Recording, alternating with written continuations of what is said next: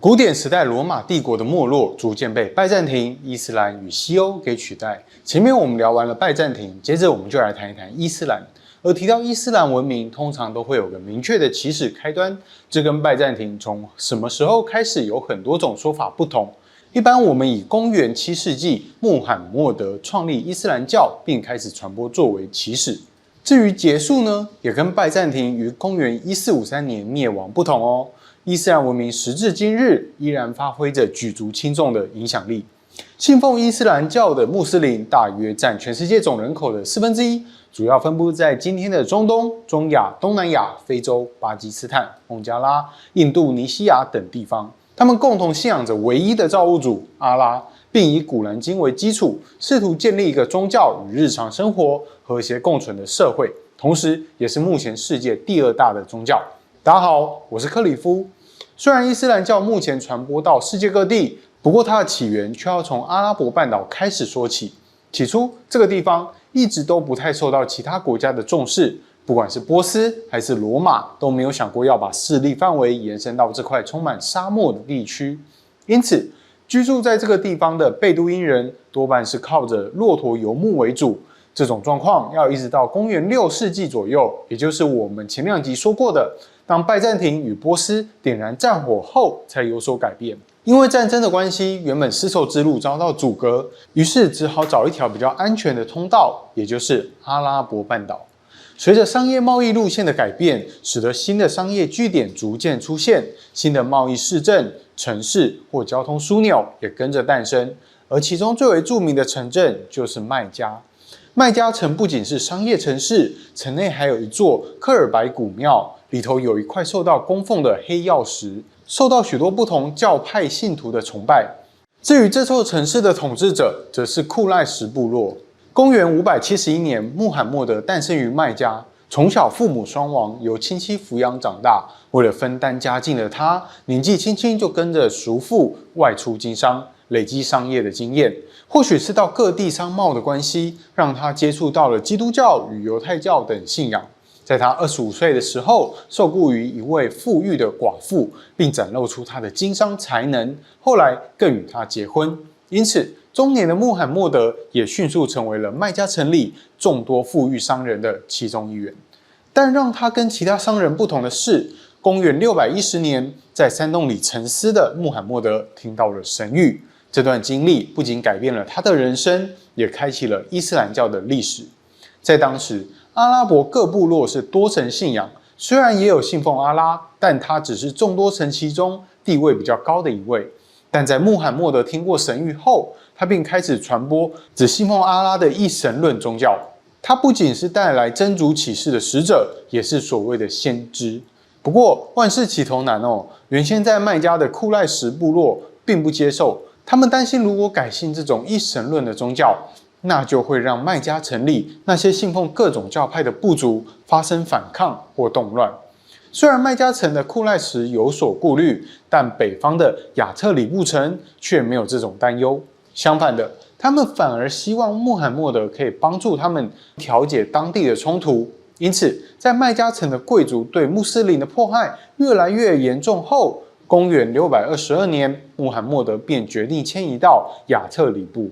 这个行为在阿拉伯语中称为西吉拉，意思是出走。这一年也被视为伊斯兰教纪元的起始之年。当穆罕默德成为亚特里布的统治者后，继续拓展他的势力，同时也没有停止宣传伊斯兰教哦。然后又对当初迫害他的库赖什商队展开报复，并在追随者们的支持下发动了好几场战争，最后在公元630年重新攻克麦加城。之后，库赖什改信伊斯兰教，原本的科尔白古庙也变成伊斯兰教的圣地。当麦加城被征服后，阿拉伯半岛各地的部落也都纷纷改信，完成了统一。因此，在公元632年穆罕默德去世时，伊斯兰教已经站稳了脚跟。穆罕默德去世后，亚特里布城便改名为麦地那安纳比，也就是先知之城的意思。后来则被简称为麦地那。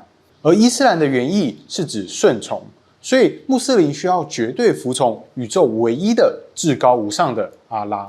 除了真主以外，没有其他的神祇。因此，穆罕默德虽然是伟大的使者与先知，但他并非真主哦。而真主给穆罕默德的神谕，则透过他的口述被信徒们给背诵下来，并编写成古兰经。虽然说早期的穆斯林学者认为古兰经不能被翻译成其他语言，也不能用阿拉伯以外的语言来念诵古兰经，但后来因为传播、交流、研究等需求，先是翻译成波斯语、印度文，接着逐渐扩散，时至今日已经被翻译成100多种语言。尽管同一个阿拉伯词语在不同的语境下有不同的意思，翻译的语言也很难呈现出古代阿拉伯文的原意。但我们不是神学家，或是在研究教义，我们只是从历史的角度来看伊斯兰文明的发展。当然，如果有说错或误解的地方，也欢迎大家指正。毕竟我是真的不懂阿拉伯文，对于伊斯兰文明的理解，也是透过翻译与西方学者的研究而来。好的，回到古兰经，它虽然是伊斯兰教的一切规范源头，但它也把基督教的旧约和新约视为神意志的展现。再加上穆罕默德也承认耶稣是众多伟大的先知之一，因此我们也就不难理解为什么伊斯兰教在很多地方会跟基督教和犹太教相似了，像是末日审判啊、死后报应啊、天堂与地狱，还有他们都很依赖以上帝的启示为基础的经书。不过当然也有不同的地方，对穆斯林而言，不需要圣礼，不用依靠牧师，他们每位信徒都可以直接透过礼拜与真主连结。穆斯林透过5功念、拜、斋、课、招来崇敬真主，并履行对阿拉的信仰。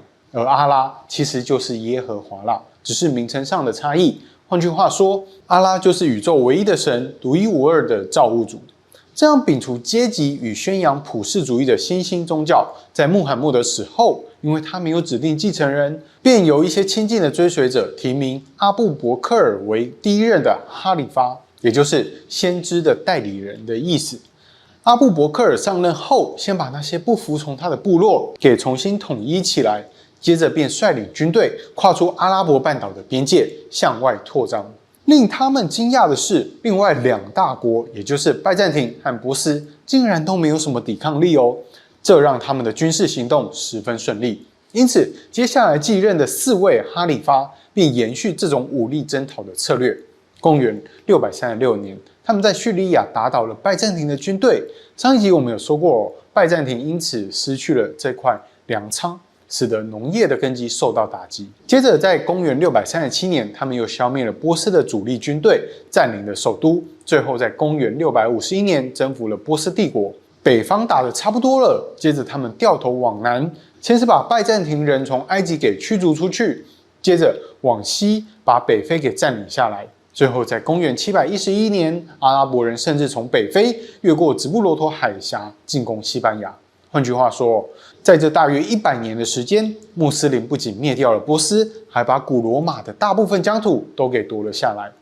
而能够让他们取得如此辉煌的成就，主要有2个原因。其中一个我们前面讲过很多次了，拜占庭和波斯因为打得两败俱伤，让阿拉伯人有机可乘。另一个原因当然就是宗教狂热。不过，这跟我们以为的狂热可能有些不同。怎么说呢？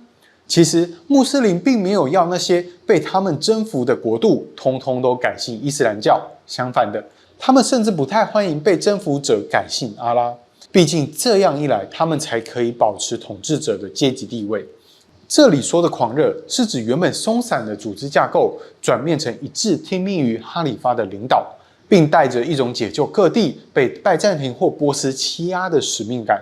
因为原本叙利亚或埃及的异教徒时不时就会受到来自拜占庭正统基督教的迫害，就算改信基督教后，他们也会被当成次等公民。相反的，穆斯林不要求他们改信伊斯兰教，征收的税负还比较低，导致他们反而比原本的统治者还更受到当地居民的欢迎。